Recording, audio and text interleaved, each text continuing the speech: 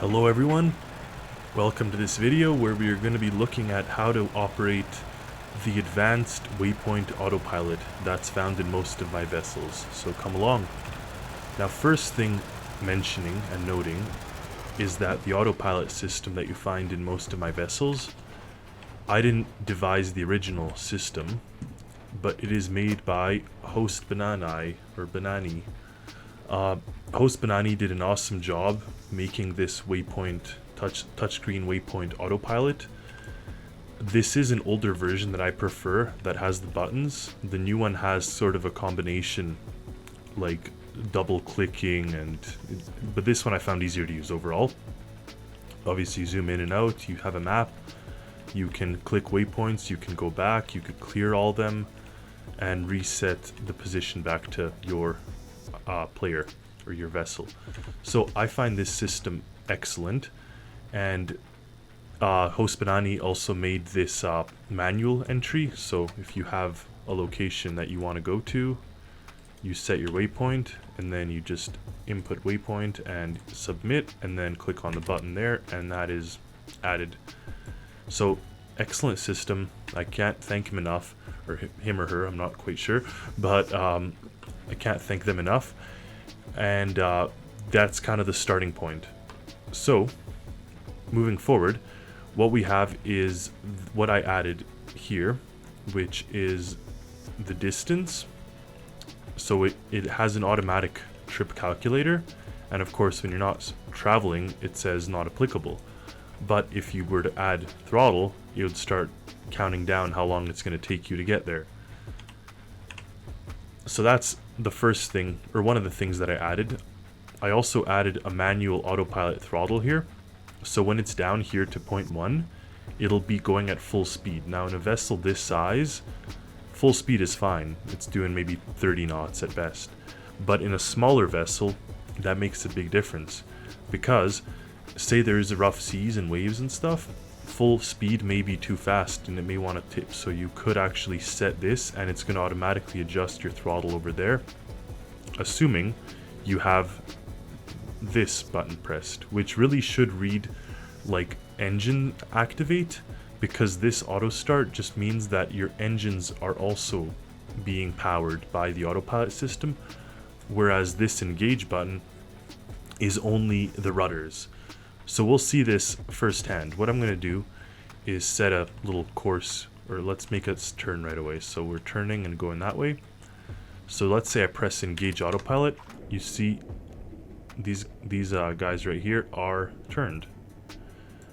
And what I can do is I can give throttle from my seat and it's going to take us where we want to go. So it gives you the ability to control the power from the actual seat, whereas if I press this button we see that it's throttled itself up to 100% off automatically and it's going. And like I said, there's a minute calculator. If we add more it's going to increase obviously, and if it's less it's going to go into seconds. So that's really nice. It gives you an approximate time for how long it takes to get there. It's a real trip calculator. So let's just stop that system. Now we showed the waypoint, I explained this. So these two buttons are to engage the rudders and to engage the engine. I may revise the writing on this, but I'm sure some of my followers already know these things, so that's sort of explanatory. Now what I have is the boat launch sensor, the helipad landing sensor, and an actual recall system in both the helicopter and the rib. But the way that these guys work, so you see these lasers that are activated here and one under the helicopter. You don't have to turn both on. It depends on which vehicle you're activating, and pretty much it lets you land or access the vessel if it's under powers. So let's give us a demonstration. So let's just put this thing to travel in this direction, and let's activate the boat launch sensor. And if I go to the boat launch, this laser won't trip unless we're a certain distance. So that's something valuable to keep in mind.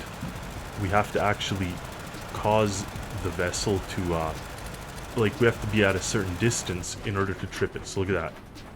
It just went, like, it activated it. So now we stopped here.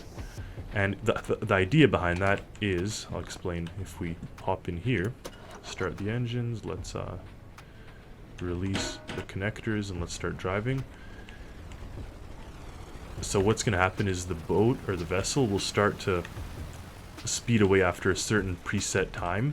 It works on a timer system, so same as the front collision avoidance system. So you have the laser, when it trips, it stops the boat for, I believe, 30 seconds. So we'll I'll just pause the video and we'll get back when it starts moving. So here we have it. We're in smoke right now, but there goes the vessel. And we're gonna get into its laser and it's gonna stop. Now this little rib is faster than the actual main ship, so we'll easily catch up here. And here we go. So we go into this. I'm not quite sure the distance we need to be, so let's keep giving her.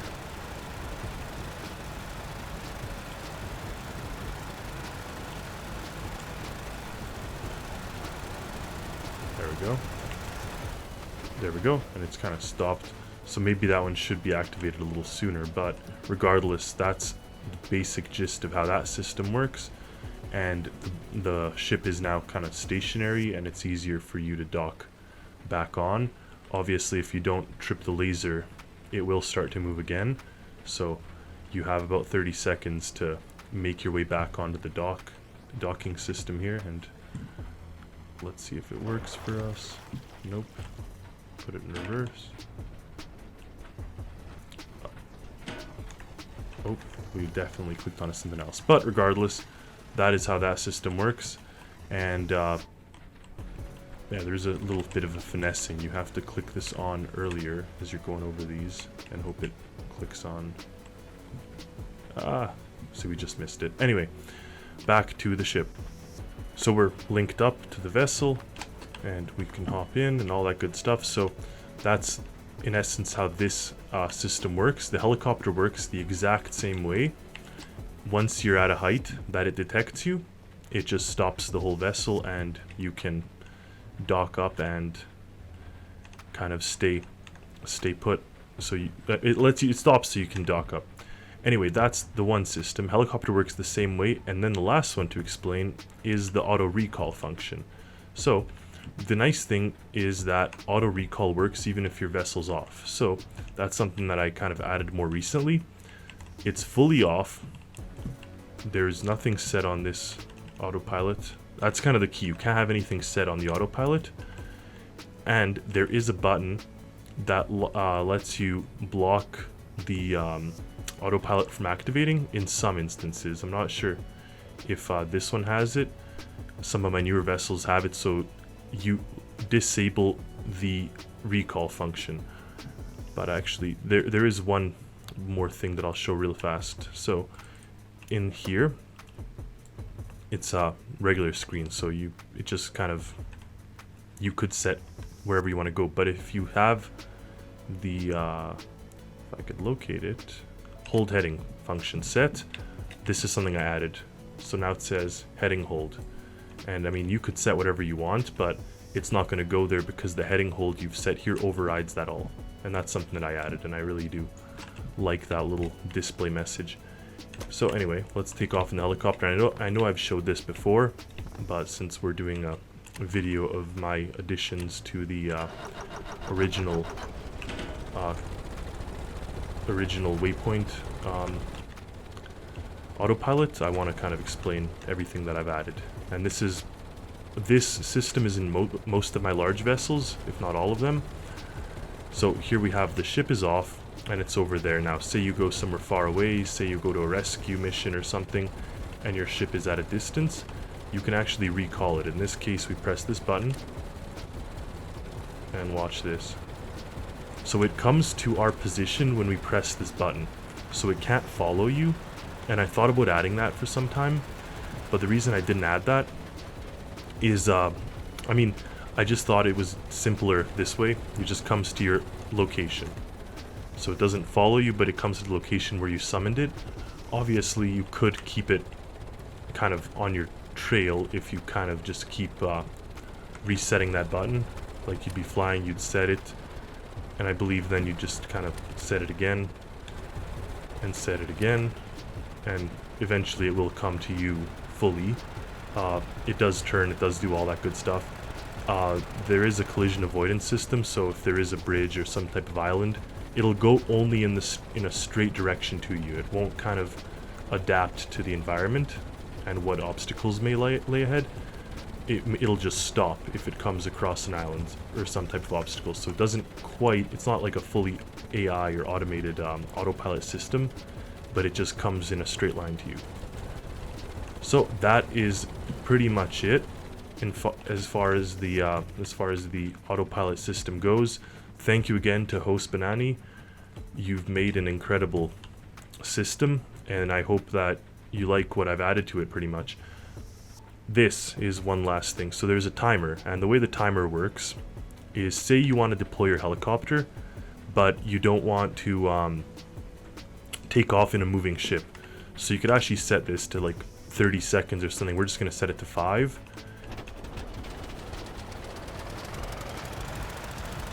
Oh, our AP's on because I guess it's our... Oh, we left the helicopter on. Interesting. I believe the button is on in the helicopter then. Yeah, it is. So that button made the ship just go anywhere we told it to. Like it pretty much, that button acts as if we've pressed this button. But regardless, so what I was saying is we set 5 seconds, and we want to, but it would be like more like a 30-second head start, and then you press this, and we'd wait, and in this time you'd in theory take off in your helicopter before the ship is even moving, and then in the meantime, once you've taken off, it starts to move. So that's sort of the intention with it. It doesn't always work. The timer systems are a little sometimes glitchy or delayed, but in this case it would be a 5-second wait. Try again with 1 second.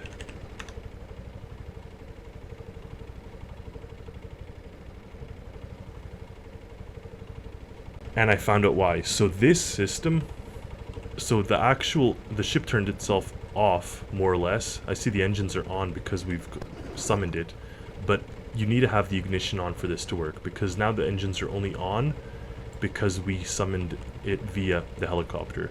But turn this button on, and then same thing. So you set your 2-second delay, and whatever, and then we wait 2 seconds, and it moved. And actually, sorry, the engines were not on. Those are the generators. So we did turn on the engines. When you summon the vessel with the helicopter or the rib, it'll come to you and the engines will shut off. So this, in that case, this system does not start the engine. You have to have the engines on, and there you go. So that's kind of how this delay works. It's really for you to take off. And here we have the manual controls. So that is everything for this video. I hope you enjoyed it.